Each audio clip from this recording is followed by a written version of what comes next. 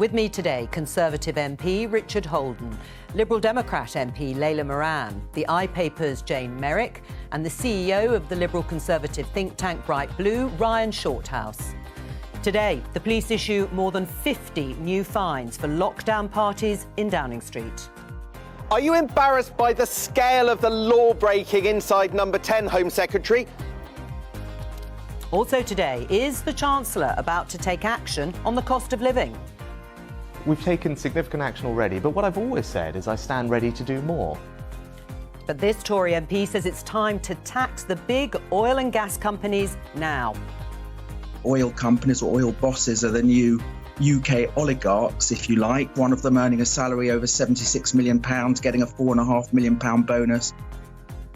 The Foreign Secretary has a tetchy meeting with her EU counterpart over the Northern Ireland Protocol. What next? We've waited for months and months and months without any outcome to the discussions with the EU. So instead of kicking the can down the road, we need somebody to start taking decisions. And the government puts forward fresh plans to clamp down on protests like this.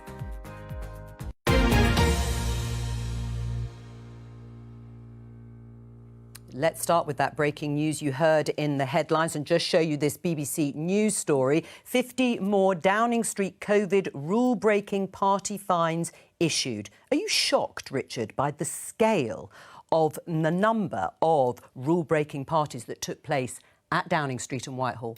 Yes, I am, and I'm glad they're being investigated, just like I'm glad that the issues around the Leader of the Opposition in Durham are also now being investigated as well. Right, and what about the Prime Minister? As you say, you're shocked by the scale. That would point to the fact that you're also shocked by the culture that existed at Downing Street and in Whitehall. Well, I think we know that the Prime Minister wasn't present at this event, this latest event that we're hearing about, but it's quite clear that the Prime Minister has apologised. He's already changed a lot of senior staff at Downing Street. I think that's absolutely what's needed to happen, and I'm glad that culture shift has happened. Layla? Well, we don't... we'll wait and see if the culture shift has happened or not. Certainly some people have lost their jobs, but the Prime Minister hasn't, even though he has been fined. I think this is, the next tranche. We are expecting potentially more. It does speak to a big culture that was there, but he was there all along. He was the one who presided over it. And if this was any other organisation, it is the CEO, the chief exec, they are the ones who take those broad brush approaches to culture in organisations. The one person who is not being held fully accountable for this is the Prime Minister. He should have done the right thing at the time and resigned. Jane, I mean, it brings the total to more than 100 fines issued. What do you make of it? I think it's quite extraordinary, actually, that number, as you say, the scale of how much rule-breaking was going on. I mean, how many people were at these parties that were happening? It wasn't just 6 or 7. But I think Layla's right. I mean, the culture starts at the top. There has to be leadership. If the Prime Minister was enforcing these rules for everybody else, he should have said, not on my watch, not in my place of work, we're not going to be having any parties. And he must have known these are going on. I mean, Downing Street is not a big place. Ryan? Well, I think for the Prime Minister, either he was being very cavalier with the rules that he set, or he wasn't fully aware of the details of the rules that he was setting. And I think both are bad things. He's received 1 fixed penalty notice so far. I think we all make mistakes, but I think if it's consistent and he receives more fines, then I think that's inexcusable and it's a resigning matter. Do you agree with that? If the Prime Minister were to receive another fixed penalty notice, would that be a resigning matter? I think the issue here is that he's got to be held to the same standards as everybody else. He's not been out there making, really pushing the envelope on this as Keir Starmer has, saying that if people even are investigated, they should be resigning, and then not doing so himself. I think it's quite clear also that the Prime Minister was totally unaware of some of these events that had gone on in Downing Street until they were brought to light in the media. But because of that, I'm glad that some of these senior figures have been moved on. Right, and just to be clear, you do agree that if the Prime Minister receives another fixed penalty notice, then he should go? No, I've not said that. No. Sorry, I didn't quite understand. What do you mean about the action that he's taken in compared to Keir Starmer? So he has paid his fines and he has apologised to the House, and I think that's the right course of action to do. And Keir Starmer went much further than that and suggested that anybody who was even investigated should resign. He hasn't done that himself. Now he's under investigation. So I think Keir Starmer has been trying to push an impossibly high standard for everybody. Except the leader of the Labour Party hasn't been fined. That's also true. Right. And, I mean, there have been claims. You were the one who actually called on Durham Police to open or look again at the investigation. Do you think that was undue pressure being put on the police by you? I don't think so. I just, given the amount of new evidence which was being brought to light by the national media at the time, I think it was only right that they reopened the investigation. And they've also said themselves that there was significant new evidence that's come forwards, which I think is only right, therefore, that they should properly investigate. All right, well, let's talk to the BBC's political correspondent, Nick Eardley. He's in Stoke-on-Trent because there is a Cabinet away day outside London going on today. But, Nick, can you give us any more detail about these 50 new fines? Well, Joe, we know at the moment anyway that they don't include the Prime Minister, they don't include the Prime Minister's wife, Carrie Johnson, they don't include the Cabinet Secretary, Simon Case, who are the high-profile figures who we've been told we will be told if they get another fine. We think that this is to do with the 18th of December Christmas party. This is the one that really blew this story up. You'll remember there was the leaked video of Allegra Stratton, who was then the Prime Minister's communications guru, saying, joking about this in a video. And it was 4 days earlier that there had been a party in Downing Street. It's one that the Prime Minister wasn't at, but some people close to the process think that's what many of these 50 new fines relate to. With all of this, though, to be honest, it's a bit of a puzzle because the Met Police don't really seem to have much rhyme or reason to the order in which they're doing this, and we're not really being given many details, so we're piecing a lot of it together at the moment. All right, yes, well, that is certainly the case, Nick. As you say, we don't know quite how they're carrying out this investigation into these events. Let's talk about the away day. What exactly is the Prime Minister hoping to achieve? Well, they're in Stoke, and the reason they're in Stoke is because they want to talk about levelling up, and they think that this city's a great example of how you can start to level up with better infrastructure, better skills and things like that. But look, the backdrop to it is the backdrop we've had all week, which is what is the government going to do to help people with the cost of living? So we know that ministers keep talking, and they'll be talking again today, about what insiders call easing the burden on families by doing things like removing unnecessary bureaucracy and maybe loosening some rules to make things a bit cheaper, like childcare, and having MOTs a bit less frequently. The question that nobody's really engaging with in a serious way, though, is whether there's going to be some major economic intervention in the next few weeks and months. We know the government isn't ruling out a windfall tax, isn't quite ruling out an income tax cut in the next few weeks, although Treasury sources are kind of saying, well, look, the Chancellor made it pretty clear in the spring statement he doesn't think the time is right for that.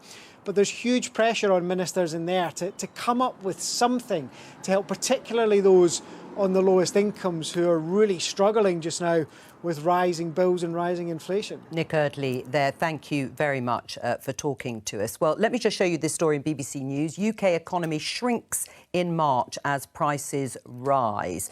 The economy shrank by 0.1% in March after no growth in February. It is still growing overall, 0.8% in the first quarter, but only just. Richard, listening to that, and Rishi Sunak saying he stands ready to do more to help households feeling the pinch. What's he waiting for? Well, 0.8% in the first quarter of this year is the second highest in the G7. So I think that needs to be seen in context. You really shouldn't take out monthly figures from that data. Although you might if they were positive. I wouldn't, but you might. I think the important thing here, though, is we're seeing some big interventions hitting in at the moment. In April, we've seen the taxes go up. The massive universal credit taper rate reduction from 63 to 55p hitting in people's pockets. At the moment, we're seeing £150 going in for all of those people in council tax bands A to D. That's going into bank accounts at the moment. We're seeing the increase in the threshold for national insurance coming through in July as well. Yes, but my question to you is that's fine, but what is the Chancellor waiting for when he says he's standing ready to do more? What's holding him back? Well, I think what we've seen is these interventions coming in at the moment. So we are literally seeing money going into people's bank accounts at the moment. One of my neighbours texted me yesterday to say that they'd finally got their £150 through. So I think there is cash going in, and obviously the big thing with national insurance cut happening in July is that anybody earning under £36,000 a year will be significantly better off. Somebody earning in the around 25,000 range will be around £250 a year better off. So there's a substantial tax cuts. I think we obviously need to see what happens in the longer term with the Ukraine situation, because that's what's caused this inflation. But you don't think there should be a windfall tax on oil and gas companies? There shouldn't be action right now. I'm not against a windfall tax, but I don't think given the fact that they already pay 40% corporation tax on North Sea. And the proposal, so far as I understand it, is for a small extra tax on that. I'm not sure it'll be, even if we did do it, I'm not sure it would be the absolute panacea. But you're not against it. No, at the moment, Rishi Sunak says he is ready to help. I mean, is Richard right that the government wants to see the impact of the whole package of policies, even though cost of living is obviously getting more difficult for more households? I don't know what more they need to see. They just need to look into their inboxes. I mean, people are absolutely destitute. We had an interesting intervention yesterday from Lee Anderson in the House, where he seemed to... Conservative MP, who seemed to suggest that some people are using food banks because they can't cook and they can't budget. He's since clarified some of those comments. But off the back of that, I got a tweet from someone who runs a food bank in my area, who said that they are now getting people who are asking for no more rice and pasta because they literally can't boil the water to cook it in the first place. What is Rishi Sunak waiting for? And Richard, you say the words, they're better off. Well, they certainly don't feel that way. People do not feel better off right now. They feel under extraordinary pressure. I do think a windfall tax is the right way to go. I also think we could cut VAT.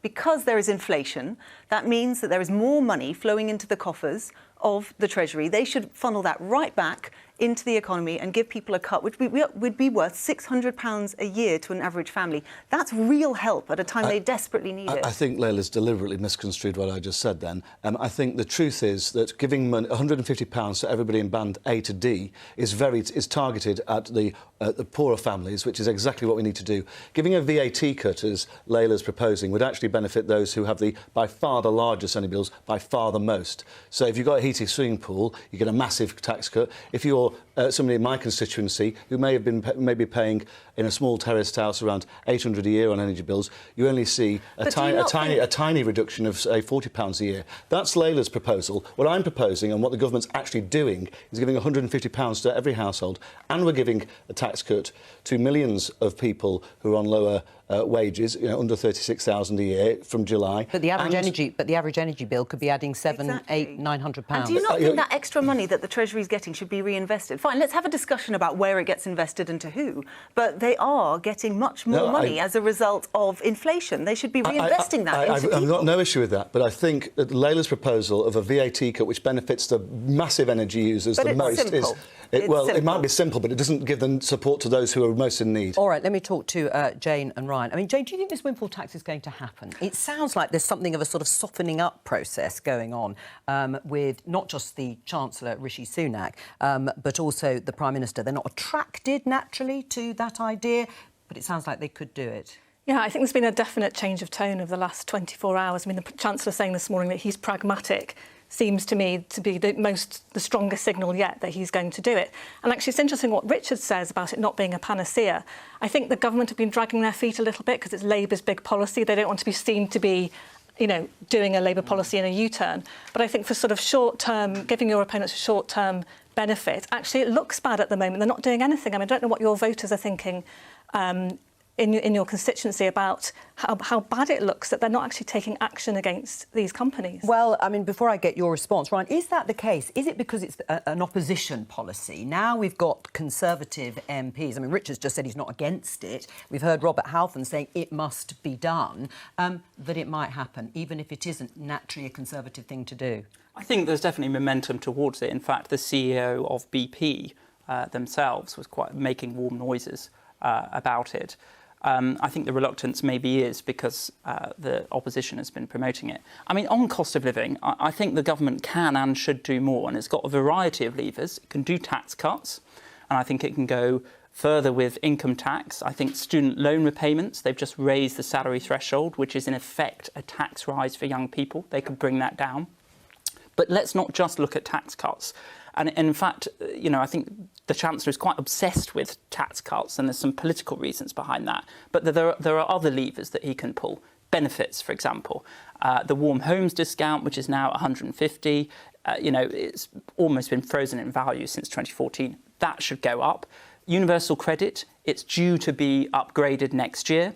And it will be upgraded based on September figures. Why not bring that forward? I mean, at the end of the day, the government will still bear that cost structurally.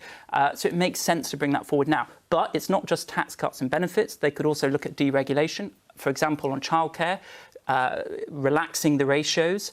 The UK has uniquely strict ratios compared to other countries, and that does impact on the unit costs for childcare providers. So looking at that as well. So there's a whole range of levers they could pull, but they need to be radical. What's the point in having this stonking majority if they're not going to use it? Well, and especially as inflation is predicted by the Bank of England to go up to perhaps 10% by the end of the year. Let me just show you this headline in The Sun. Cracking the whip, Boris Johnson warns government to quit crack cocaine of spending and vows to boost cost of living bailout.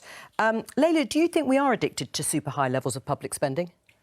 I don't think anyone's addicted because it hasn't really been happening for that long. And we have had a pandemic, we've had the war right now. I think it's important that we remember what is the function of government. And as a Liberal, I do believe that we should have an economy that allows equality of opportunity, that allows small businesses to thrive, our farmers to thrive. But at the end of the day, there is a welfare state that needs to support the very poorest.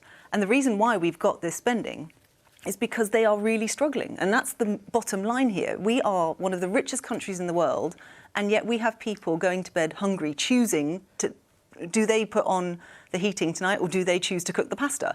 That's not okay. So no, I don't think it's a case that it's an addiction. I think it's the right thing to do. We need to see it in that context. And actually, it's an investment in the country's future, because if you spend in the right places in ways that are particularly for the medium and long term, investing in particular in councils, who I think are really well placed to make some of those minute decisions on a community level, that's how you supercharge the economy and you get back on track. Whose side are you on, Richard, with this discussion? The Prime Minister, who says that we have got to quit this crack cocaine of spending, or your colleague, Conservative MP Robert Halfon, who said that actually the government does need to intervene on the scale of COVID to help with the cost of living? I think they can both be on the same page on this one, actually, because you can see it as actually the Prime Minister's saying we can't keep raising spending forever, but also Robert Halfon saying we need to do more to intervene to help families. On the scale of COVID, the intervention that was done by the government of £500 billion. And that can be around tax cuts as well. We've got to remember that a huge amount of the money through COVID was through the loans. But I just wanted to pick up on something that Layla said, which is around we've got to ensure that there's public spending in there. One of the things that I backed was that increase in taxation in order to help the NHS and deal with the backlogs because of COVID. It's something that the Lib Dems, the Labour Party, have opposed, and I think it's only right that if we are going to spend money, we have to say where it's going to come from as well. All right, let's talk about the Northern Ireland Protocol. The Foreign Secretary Liz Truss has apparently had a tetchy meeting. That's how it's been described, with her European Commission counterpart Maros Sefcovic this morning. This is to discuss a way forward on that protocol that guides the trading arrangements between Great Britain and Northern Ireland. And this follows reports that the UK government is considering scrapping parts of the protocol. Well, to discuss it, let's talk to Danuta Hübner, a Polish MEP who chaired a number of Brexit meetings in the run-up to the UK leaving the EU and sits on the European Parliament's International Trade Committee. Welcome to you, Danuta. The government has said it will do what it takes to fix the problem of the Northern Ireland Protocol, which effectively puts a border down the Irish Sea, including overriding parts of that agreement. What's your reaction? Well, my reaction, of course, is very negative. I think what is at stake is a common interest of Northern Ireland, UK and EU, and I think we must work together. And that's, nobody promised, of course, there will be no conflicts or frictions, but that's why we have an agreement, and two agreements actually, where we have also a governance structures, and those things are supposed to be discussed and not just being unilateral decisions. It's not solving the issue, it's creating new problems. So I seriously hope that the government will not aim at a new, you remember the internal market bill a year and a half ago, which was finally given up, and now we have this new threat, and I hope it will not happen, and we will use the existing structures of the governance to find solution. Right, but Danuta, you say that both sides have to work together, but the problem is Maros Sefcovic has said there can be no renegotiation, there can be no reopening or discussion about fixing the Northern Ireland Protocol. So they're not showing, or he is not showing, any flexibility at all when it comes to dealing with what they see in Northern Ireland as a burdensome check on goods from Great Britain to Northern Ireland. You know, checks, of course, if Ireland wants to benefit, and we hope and we do everything to make it possible, benefit from being part of the internal market of the European Union, because we have to remember that the Northern Ireland is both part of our internal market and part of UK internal market. So some form of checks are absolutely necessary, because we have to keep what we, together with UK, built over decades, which is the internal market. And that's why the checks must agree. But it's the scale. I know, but it's the scale of the checks that the government is talking about. Hang on, Danuta, let me put this to you. The scale of the checks, the government says, and so do unionist parties in Northern Ireland. Yesterday we had the Northern Ireland minister on the programme holding up what looked like hundreds and hundreds of pages of paperwork necessary for checks on some goods travelling from GB to Northern Ireland. That surely isn't necessary. That's why we have huge flexibility within the Northern Ireland Protocol.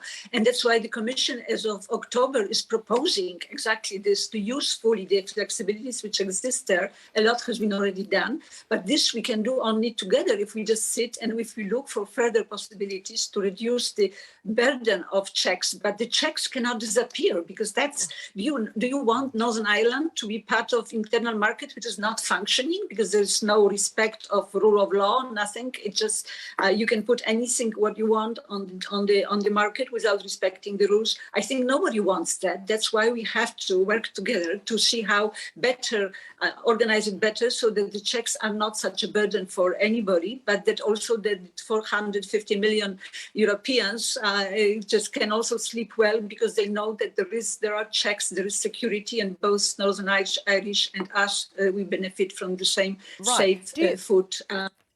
Do you accept the premise that the government says that by not reopening discussions on the protocol to reduce the number of checks massively, that actually what you're doing is you are undermining the Good Friday Agreement? You're putting it in jeopardy. It doesn't have the consent of all communities. We absolutely cannot accept this approach. We have, from the day one of Brexit, which was UK decision, we have been sparing no effort to protect fully the Good Friday Agreement and to give legal certainty and predictability to the citizens of European and businesses of the Northern Ireland. But the challenge is, of course, today to see what technology you can use, what kind of changes you can have at the crossings, what can we do to reduce the number of checks. But we cannot give up on checks, and that's why we think that's why we negotiated the British version of the protocol, and now we want to find within the protocol what we believe exists, the possibility of reducing the checks. Danuta Hübner, thank you very much. But we have the checks because of Brexit. Thank you very much for joining us. We can also talk to now the DUP's MP, Sammy Wilson. Hello to you. What was your response to what you've just heard from Danuta Hübner? Well, on two levels, I think that she must be challenged. First of all, as far as the checks are concerned, the checks for goods coming from Great Britain into Northern Ireland, 95% of which will be consumed in Northern Ireland, are far more extensive than any other external check which there are in goods coming into the rest of the EU. Let me just give you some examples. 20% of all EU checks are based on goods coming from GB to Northern Ireland, even though that is equal to 0.2% of EU trade. The checks on the Polish border between Poland and Belarus, for example, are far less extensive than there would be for the internal trade within Northern Ireland. Marks and Spencer yesterday in the House of Commons pointed out that for getting goods into Northern Ireland, which is part of the UK internal market, are far more extensive and far more costly than if they were sending goods directly into the Irish Republic. All right, but Sammy Wilson, you're unhappy about it, and so is your party. That is absolutely clear, as is the government. But isn't it more about politics than it is about trade? Because if we look at last week's results in Northern Ireland, the majority of people there voted for parties that don't have a problem with the Northern Ireland Protocol. Well, I think that, first of all, you've got to remember that... Well, that's true, isn't it? No, it's not true. Well, which bit isn't? Well, there are many of those who voted for example, the Alliance Party, and the Alliance Party has already said there needs to be changes to the protocol because of the impact it's having on business. But they're not asking for it to be scrapped, are they? No, well, it doesn't matter whether they're asking to be scrapped or not. What you do have is the unionist population voted entirely for unionist representatives. And don't forget, the system of government in Northern Ireland is based... It's a mandatory coalition. I understand that. It has to be based on consent, and your previous contributor just dismissed the whole idea of the consent of unionists. Right. And you can't... But what I'm trying to get to the bottom of, Sammy, is it is about politics, isn't it? It's not about trade. You are citing the issue of trade, and actually there's evidence to suggest that Northern Ireland's economy has been benefiting over this period of time. The National Institute of Economic and Social Research says that Northern Irish economic output has slightly outperformed the UK average. This is partly an outcome of the Northern Irish Protocol and its special status in the Brexit arrangements, including better trade and investment conditions as part of the EU single market and customs union. Do you accept that? No, I don't. And I think that, first of all, you've got to remember that any trade which Northern Ireland benefits from as a result of the free trade arrangement which the rest of the UK has with the EU. And, you know, it's not about the protocol. It's because we have a free trade arrangement with the rest of the EU. Secondly, we already know that costs are going up considerably in Northern Ireland. Transport costs up 27%. There's a large number of firms who are now saying they won't even supply to Northern Ireland. If you order goods from firms in GB, you're paying much costs for getting those goods in. But then there is a political element to it. You're quite right. And the political element is this, that last week we elected a Northern Ireland Assembly. And the 90 MLAs who will go to that Assembly will find that 60% of the laws relating to manufacturing and the goods aspect of our economy are not made in Northern Ireland. They're not made in Westminster. They're not made with any input from Northern Ireland representatives. They're imposed on us by Brussels. All right. Now, there's an anti-democratic element. And secondly, of course, as EU law becomes more and more entrenched in Northern Ireland, and the government is saying that it intends to have a bonfire of EU regulations in the rest of the United Kingdom, Northern Ireland gets more and more separated from the rest of the United Kingdom. I'm going to bring in the other... No, that's not acceptable to you. No, I understand that. I just want to say we're going to bring in the others into the discussion. Sammy Wilson, you're going to stay with us. I must apologise. I think some of the captions that have been running across the screen have been incorrect, so apologies for that. Richard Holden, first of all, the government is threatening to override parts of the protocol, and the EU's response has been that they may junk the whole Brexit treaty. Is it responsible of the government to be threatening this? Look, I think what's irresponsible is the idea, what Sammy just talked about there, which is that with 0.2% of the EU's trade, 0.2% going across the Northern Ireland border, 20% of the checks have been put in place by the EU. That's a factor of 100 in the terms of the what the EU is trying to put on that border, the pressure they're trying to apply. So yes, so you think they should threaten to override it? I think that the point that Commissioner Hübner made about, this is all about Europeans wanting to sleep well. I think the fact that the UK is showing proper leadership with our European friends and allies in and outside the EU, and things like Ukraine actually show when we can actually get solutions to this situation when we're prepared to work together. I think that's what we should be concentrating on, and the EU need to to come to the table and do something sensible to allow Northern Ireland to maintain its proper part in the UK without these ridiculous checks. The thing to keep remembering is the reason why this is happening is because of choices that the Conservative Party and the DUP made about what type of Brexit they wanted. It was inevitable, once they decided that they wanted the hardest of hard Brexits, that there was going to be a border. And then, as a consequence of that, there were going to be checks. So that's where we are. And they signed that agreement. And the thing that's so important about this is if we are now in a position, having built up goodwill, and actually I agree with Richard on this, there was goodwill built up over Ukraine, the moment now would be not to be hardline, but to use the goodwill to create, for example, a veterinary agreement, an SPS agreement that would actually solve many of the problems, particularly with food crossing the border. That means the whole of the UK being Absolutely, totally and actually that would benefit farmers in the UK too. Well, Sammy, what do you think about that idea? I think that all along, and this really shows what the true intent of the protocol was. The true intent of the protocol was to try and tie the whole of the United Kingdom into the EU regime through the back door in Northern Ireland. It was not inevitable that there should be a border between Northern Ireland and GB, or indeed border checks between Northern Ireland and the rest of the island, because there are other means by doing it, and indeed the political declaration which accompanied the protocol talked about working towards those alternative arrangements. Sammy, the way... Well, hang on, let Leila respond, Sammy.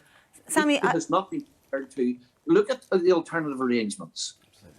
Sammy, I think everyone wants this to work out, but there was always a Brexit trilemma, right? As soon as you went for that hard Brexit, you couldn't, on the one hand, leave the customs union and single market and there not have some kind of checks. That was really clear from the beginning. And in fact, I'm pretty sure on this programme, it was discussed at length. Everyone knew that that was going to happen. Nobody's arguing against that. It's just a disproportionate we now nature need to find new ways of getting people around the table to talk. And my worry about where we are now with, the rhetoric from Liz Truss, the rhetoric from the government, and indeed the DUP, is that what we need is people to come together, to build goodwill, to work together.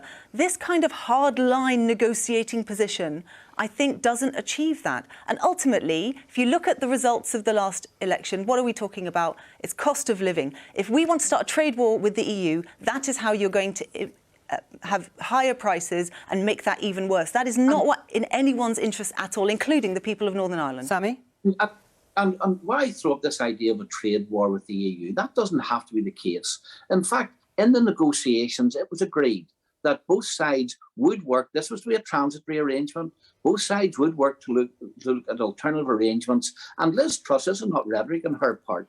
She and Lord Frost before her tried their best to engage the EU in looking at those alternative arrangements. And there are alternative arrangements. The mutual recognition of each other's regulations would be the way forward on this. And there's been huge documentation as to how it would work. The EU have simply closed the door to looking at the alternative. And I think it's more out of frustration that the government is saying we will use the right which there is within the agreement to act unilaterally. What next, Jane? I think it's quite bleak, actually, that this morning that Šefčovič ruled out changing the mandate. I think the Americans saying yesterday that the UK needs to be more flexible. Actually, the EU needs to be more flexible as well. But on the other hand, the British government needs to uphold its obligations under the Good Friday Agreement and show more flexibility as well. And I think we are looking at a trade war if the government are going to introduce legislation next week to unilaterally tear it up. I mean, we are in that bleak situation. Do you agree that we could be looking at a trade war? Possibly, and that would be very bad considering the economic circumstances the UK is in at the moment. I mean, at the end of the day, this Conservative government was elected on the promise that it would get Brexit done, and here we are years later still discussing it, still deciding on it. And the government have obviously decided that what worked last time, back in 2019, was taking quite a hardline approach, saying we would walk away from the table and we would accept no deal. And they feel that that would work again now and taking a hardline approach. The problem is, I think there's less for the EU to lose now, and actually there's more for the UK to lose on the basis of the imposition of quite punitive tariffs. And considering what's going on with the economy and cost of living, that would be a very dangerous situation for the government to be in. Sammy, you've still not confirmed, or the DUP hasn't confirmed, that you'll support the election of a new Assembly Speaker in Northern Ireland. Is it fair for the people of Northern Ireland to not have a functioning Assembly and power sharing because of this issue of the protocol? Why not go back? Why not go back and start discussions there? Well, I think, first of all, because we made a promise during the election that we would not be going back into the Assembly while the poison of the protocol was still there. And don't forget, we operate a system in Northern Ireland where all the parties that reach a certain threshold have to be in government. Now, if you had a situation, as we have at present, where we'd be forced back into the Assembly, having to implement the protocol which I've outlined to you, impacts on democratic decisions, impacts on the Constitution, impacts on the economy of Northern Ireland, we would not be implementing, and we would refuse to implement the agreement and the protocol. So there immediately is a tension. So if you're going to remove the tension from the coalition, you've got to remove the source of that tension. Otherwise, the coalition would never work. Right. So you are, in a sense, holding people in Northern Ireland here in a position where they can't have a functioning Assembly. No, well, I've tried to explain to you that because we have a mandatory coalition, and if you do not have the consent of one unionist representative in that mandatory coalition, then how can you implement the protocol? You can't, and immediately you have a tension there. And if we're not implementing the protocol, the other parties will say, and we're not prepared to accede to some of the policies you want us to accede to. So you have a dysfunction and a gluing up of the arrangements anyhow. Sammy Wilson, DUP MP, thank you very much for joining us. Let me show you this article by Jane Merrick, our guest here, in the Eye. Millions will take to streets against new anti-protest laws. Extinction Rebellion warns, the Home Secretary, Priti Patel. Tell us what this is about, Jane. Yeah, so in the Queen's speech this week, the government is introducing a public order bill. It's designed to basically introduce tougher measures against protests. 2 new offences being introduced. There's a serious disruption of national infrastructure, which carries up to a 12-month sentence. And there's also a new offence of locking on, and also going equipped to lock on, which is, as we've seen, Insulate Britain and Extinction Rebellion protesters gluing themselves to roads, locking themselves onto key infrastructure. So the government is trying a very hardline approach against these kinds of protesters. A hardline approach. Is it really a proportionate response, Richard? It's exactly what's required at the moment. We've had people gluing themselves to tube trains in London, gluing themselves outside to oil refineries, to major bridges, ambulances being unable to pass. I think it's outrageous that these people have been able to act in this way, essentially with impunity due to the current legislation. I really think that we need to have a proper approach. There's always a place for peaceful protest. When people are stopping vital supplies getting through, when people are stopping people being able to go to work in a reasonable fashion, I just think it's outrageous that they've been able to get away with what they've been able to go with for so long. But my understanding is it's already illegal. Like, there are already powers to actually arrest people, and they do, and actually that's why they do it. they do it so that they get arrested, and then they create a fuss, and that gets them in the media, etc. These are much more specific. Already exists. Specific and stronger. And so my worry about this more rules. generally is that actually it is going to stop. It's going to end up a catch-all that stops people from protesting. At a time when we are robustly defending democracy elsewhere in the world, we are systematically eroding it in this country. That is what this government is doing. And I personally think that this is completely unnecessary. These were measures that were thrown out in the Lords in the last session. They're bringing them back because they're having another go.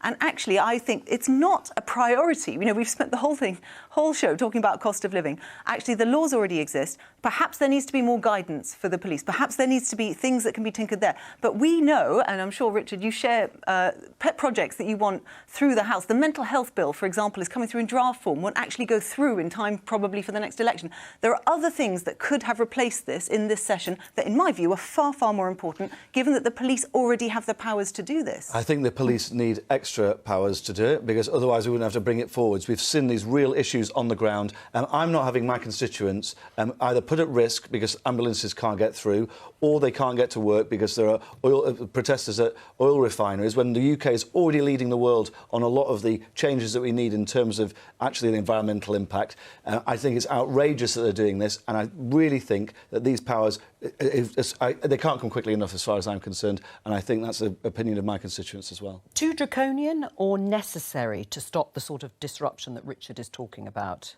I don't think they're too draconian. I think the right to protest is fundamental, and I don't think the legislation that the Home Secretary is bringing forward undermines that. As a Liberal, I believe in the harm principle, so, you know, you can do anything you like as long as it doesn't harm others. I do think that some of the actions of the protesters does cause significant harm by stopping people for a very long time travelling to work or going to hospitals. So I think it undermines the harm principle. So actually, I'm supportive of the government on this. I mean, it is a threat. Millions will take to streets. I mean, you spoke to a large number of these protesters. Do you think that they will actually carry that through, that they could attract that sort of support? I can't see, to be honest, millions taking to the streets, but we know that their direct action is very effective. And actually, frankly, I don't think they do themselves any favours, actually, by stopping ambulances and so on. The government was incredibly worried last year when they, Integrate Britain, were protesting outside quite near Thurrock oil refinery, which is key to our national infrastructure. Very concerned about that. So I can see the reasoning behind what they're trying to do. The prison sentences seem incredibly harsh to me. But also there's a wider point here that Extinction Rebellion are doing this because they're trying to raise awareness of the climate change emergency. It's been 6 months since COP26 and we haven't talked in government about the environment. There was nothing in the Queen's speech this week about climate change. It sort of feels like as soon as the world's attention moves on from Britain on COP26, then we can just forget about it as a country. And so they're they're not doing this for fun, they're doing this for a reason. I agree with that and sympathise with some of the sort of concern around climate. But what I would say is a lot of these protesters say we're thinking about future generations, we're thinking about other people, that's why we do it. Of course, if they're stopping people from going to work and going to hospital, they're not really being nice to other people and thinking about other people. So I do think they need to be very careful about their tactics, because I think that ultimately quite counterproductive. There's now quite a lot of consensus around needing to get net zero emissions. I think their tactics will put people off and undermine that consensus. Well, let's listen to Priti Patel, the Home Secretary, talking about the policies that she wants to see introduced. She's very clear where she stands towards the opposition. Those on the benches opposite are eager to defend the murderers, paedophiles, rapists, thugs and people with no right to be here. They cheer on the selfish protesters who cause chaos and endangers life. They back people who thwart the removal of foreign national offenders from our country. And in the last session, Mr. Speaker, parties opposite voted against the police and crime bill and the measures to stop the likes of Insulate Britain ruin the lives, I will not give way, of ordinary working people on the rights of their daily business, Mr. Speaker. Layla? Of course you'll want to try and characterise people like that. I was in the chamber for that. It was pretty outrageous. I mean, it's not like that at all. And every time that my office tries to stop someone from being deported, very often it's because they're going somewhere where they might face the death penalty because they're an LGBT community member, for example. I think that's just Priti Patel doing what Priti Patel does. I actually think that the government on this has got it wrong. And what I would ask people to think of is, if you had 38 bills to put through Parliament right now, is this really the top priority? There are important things, and actually much of the discussion I've agreed with, but the police themselves have said that they've got most of the powers they need. Actually, let's focus on other things. This is a sideshow. Not a priority. It's an absolute priority, and I'm really fed up of the opposition constantly trying to push back on really important measures like this, which are there to do exactly what we want to do, just help the British people get back to work and get out there in the economy. You've taken us to the end of the programme. That's all we have time for. Bye-bye.